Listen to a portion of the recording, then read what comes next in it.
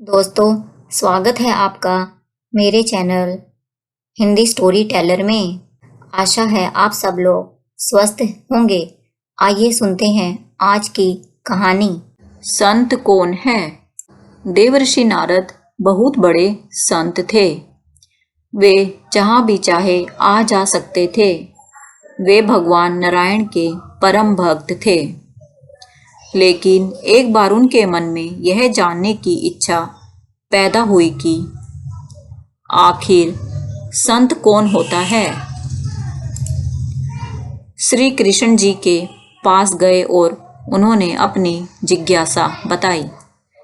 वह बोले, भगवान, मेरी शंका का समाधान करें। श्री कृष्ण ने कहा, नारद जी, आप अमुक यादव के पास जाओ। उसकी पत्नी गर्भवती है। उसके घर बच्चा पैदा होने वाला है। जब बच्चा पैदा हो तो तुम उस बच्चे से यह सवाल पूछना, यह सब कुछ बता देगा। नारद जी यादव के घर पहुँचे, उनसे मिले और बोले, तुम्हारे घर बच्चा पैदा होने वाला है? मैं उससे मिलना चाहता हूँ। जब तक तुम्हारा बच्चा पैदा ना हो, मैं उसका यहीं पर इंतजार करूँगा। कुछ समय के बाद एक दिन बच्चे ने जन्म लिया। नारद जी बहुत खुश हो गए। वे जल्दी से बच्चे के पास गए और उन्होंने अपना प्रश्न उस बच्चे के पास रखा। भगवत कृपा से बच्चे ने नारद जी का प्रश्न सुना और वह बहुत जोर से हंसने लगा। यह देख नारद जी हैरान हो गए। वह सोचने लगे, बच्चा कुछ ही घंटों का है और वह मेरा यह प्रश्न सुनकर खिलखिलाकर क्यों हंस रहा है। आश्चर्य है, क्या मैंने कुछ गलत सवाल पूछा है? क्या इसने मुझे पागल समझा है? लेकिन यह तो केवल एक नन्हा सा बच्चा है। वह इस दुनियादारी की चीज़ों को कैसे समझ सकता है? और फिर नारद जी ने देखा, बच्चे की रंगत बदल रही है। बच्चे की हंसी खत्म हो रही है। वह एकदम चुप होता जा रहा है। नारद जी ने फिर प्रश्न पूछा, मेरे प्रश्न का उत्तर तो अभी बाकी है, उत्तर तो देते जाओ। बच्चे ने कहा, अमुक ब्राह्मण के घर गाय बछड़ा जनने वाली है। तुम्हारे प्रश्न का उत्तर वह बछड़ा ही देगा। वह सब कुछ जानता है। यह कहते ही बच्चे ने प्राण त्याग दिए। यह देखकर नारद जी बहुत हैरान हुए। मेरे प्रश्न का उत्तर एक मानव नहीं दे सका तो एक बछड़ा कैसे देगा? नारद जी बहुत निराश हुए। वह ब्राह्मण के घर गए और ब्राह्मण जी से कहा, क्या तुम्हारे घर में बछड़े ने जन्म लिया है? ब्राह्मण ने कहा, हाँ। तो नारद जी तुरंत बछड़े के पास गए। अभी बछड़े ने होश संभाला ही था कि नारद जी ने उनसे अपना प्रश्न पूछा, संत कैसा होना चाहिए? संत कौन है? बछड़े ने ध्यान से नारद जी का प्रश्न सुना। मनुष्य की आवाज में बछड़ा हंस दिया। कहने लगा, नारद जी, आपके प्रश्न का उत्तर मैं नहीं दे सकता। आपके प्रश्न का उत्तर इस नगरी के राजा के घर पैदा होने वाला बच्चा ही दे सकता है। यह कहते कहते बछड़े ने भी अपने प्राण त्याग दिए।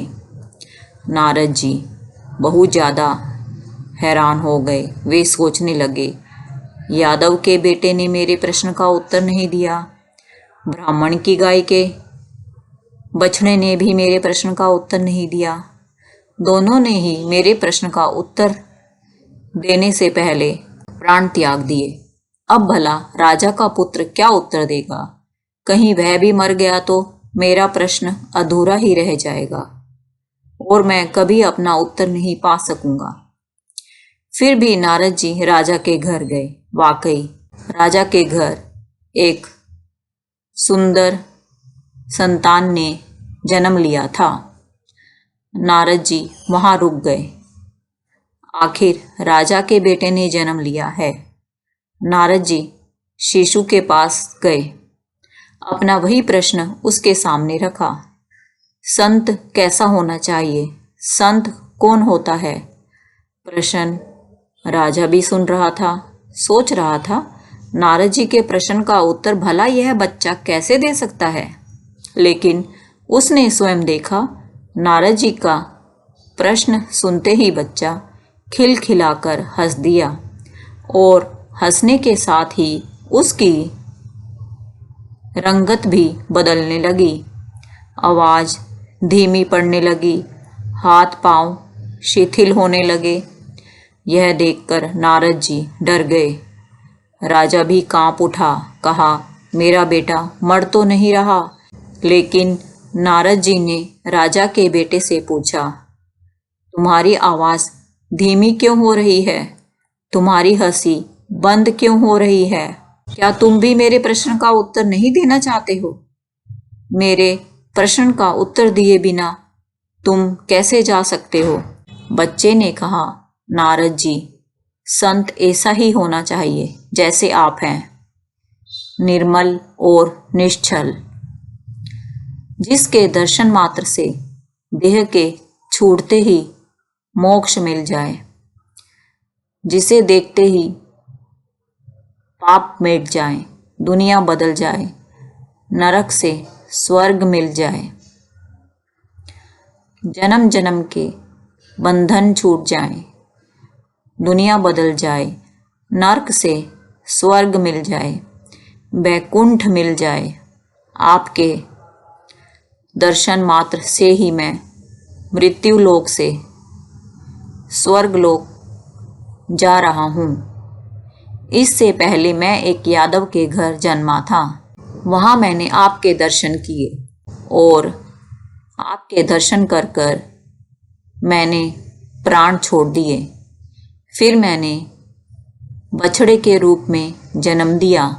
आपके दर्शन के बाद वह योनि भी समाप्त हो गई और फिर मैंने राजा के घर जन्म लिया है। अब आपके दर्शन से ही मैं इस मृत्यु लोक से विदा होकर बैकुंठ लोक जा रहा हूँ। पिछले जन्म सभी मेरे थे। आपके दर्शन से अब सब छूट गए, उनसे मुक्ति मिली। मैंने नए जन्म लिए। आपके दर्शन मात्र से ही अब मुझे मोक्ष मिल रहा है। जन्म मरण के चक्कर से अब मैं मुक्त हो रहा हूँ। इसलिए संत ऐसा ही होना चाहिए, आप जैसा, कि संत के दर्शन मात्र से ही जन्म मरण के चक्कर से मुक्ति मिल जाए और इंसान जन्म मरण के चक्कर से छूटकर मोक्ष को प्राप्त हो। तो दोस्तों, बताओ आपको आज की ये कहानी कैसी लगी? यदि अच्छी लगी है तो इसे लाइक करें और यदि आप मेरे चैनल पर नए आए हैं तो कृपया इसको सब्सक्राइब करना ना भूलें। धन्यवाद।